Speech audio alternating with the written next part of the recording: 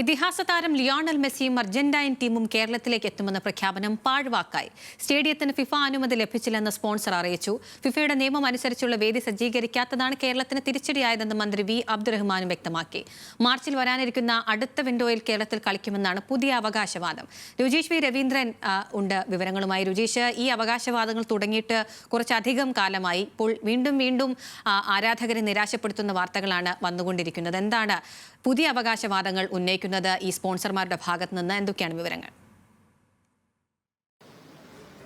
Lionel മെസ്സിയുടെ Argentine team എന്തായാലും ഈ വർഷം കേരളത്തിലെത്തി കലൂരിൽ പന്തു തട്ടും എന്ന സ്വപ്നം ഉണ്ടാകില്ല എന്ന് ഉറപ്പായിരിക്കുകയാണ്. സ്പോൺസർ തന്നെ ഈ വാർത്ത സ്ഥിരീകരിക്കുകയും ചെയ്തു. ഫിഫയുടെ അനുമതി ഇതുവരെ ഈ കലൂരിലെ സ്റ്റേഡിയത്തിന് ലഭ്യമായിട്ടില്ലാത്തതിനാൽ നവംബറിലെ വിൻഡോയിൽ അർജന്റീന എത്തില്ല എന്നാണ് സ്പോൺസർ അറിയിച്ചത്. പകരം മാർച്ചിലെ വിൻഡോയിലേക്ക് മത്സരം മാറ്റിയെന്നാണ് സ്പോൺസർ ആന്റോ അഗസ്റ്റിനും അതോടൊപ്പം കായികമന്ത്രി വി അബ്ദുറഹ്മാനും ഇന്ന് ആത്മവിശ്വാസം പ്രകടിപ്പിച്ചത്. നേരത്തെ തന്നെ ലിയോണൽ മെസ്സിയും അർജന്റീനയും നവംബറിലെ വിൻഡോയിൽ കേരളത്തിൽ കളിക്കില്ല എന്ന തരത്തിൽ വാർത്തകൾ വന്നിരുന്നു.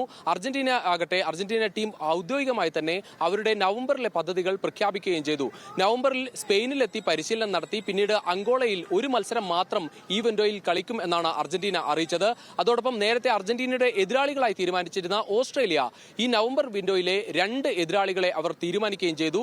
വെനസ്വേല അതോടൊപ്പം കൊളംബിയ ടീമുകളുമായി ഓസ്ട്രേലിയ മത്സരിക്കും എന്ന് അറിയിക്കുകയും ചെയ്തു. ഇതിന് പിന്നാലെയാണ് സ്പോൺസറും അതോടൊപ്പം കായിക മന്ത്രിയും മാധ്യമങ്ങളെ കണ്ടത്. രണ്ടുപേരും അടുത്ത വിൻഡോയിൽ, ലോകകപ്പിന് തൊട്ട് മുൻപ് നടക്കുന്ന ഒരേ ഒരു വിൻഡോ മാത്രമാണ് ഇനി മറ്റൊന്ന് ബാക്കിയുള്ളത്. അത് മാർച്ചിലാണ്. മാർച്ചിൽ ഈ കളി നടക്കും എന്ന ആത്മവിശ്വാസമാണ് പ്രകടിപ്പിക്കുന്നത്. അതിനുള്ളിൽ ഫിഫയുടെ അംഗീകാരം കലൂരിലെ സ്റ്റേഡിയത്തിന് കിട്ടും എന്ന പ്രതീക്ഷയാണ് ഇപ്പോഴും സ്പോൺസർക്കും അതോടൊപ്പം കായിക വകുപ്പിനും ഉള്ളത്. എന്തായാലും വലിയ തരത്തിൽ സാമൂഹ്യ മാധ്യമങ്ങളിലും പൊതുവായും വലിയ വിമർശനങ്ങൾ ഉയരുന്നുണ്ട്. കാരണം നേരത്തെ ഒക്ടോബറിൽ നടക്കുമെന്ന് പ്രഖ്യാപിച്ച മത്സരം പിന്നീട് നവംബറിലേക്ക് മാറുന്നു. നവംബറിൽ നിന്ന് ഇതിപ്പോൾ മാർച്ചിലേക്ക് മാറുന്നു എന്ന തരത്തിൽ ഇത് ഒരു തരത്തിൽ വാക്ക് നൽകി പറ്റിക്കുകയാണെന്ന തരത്തിലൊക്കെ പ്രതിപക്ഷത്തിന്റെ ഭാഗത്തു നിന്നും വിമർശനങ്ങളുണ്ട്. പക്ഷേ അതേസമയം തന്നെ നമുക്ക് ഫിഫയുടെ അംഗീകാരം ഉള്ള ഒരു സ്റ്റേഡിയം ഇല്ലാത്തതാണ് പ്രതിസന്ധി എന്ന വാക്കിലാണ് ഇപ്പോൾ കായിക വകുപ്പ് ഉറച്ചു നിൽക്കുന്നത്. ഒരു പ്രതീക്ഷ അവസാനമായി ഉള്ളത് ലോകകപ്പിന് തൊട്ടു മുൻപ് മറ്റൊരു വിൻഡോ കൂടി മാർച്ചിൽ ഉണ്ട് എന്നതാണ്.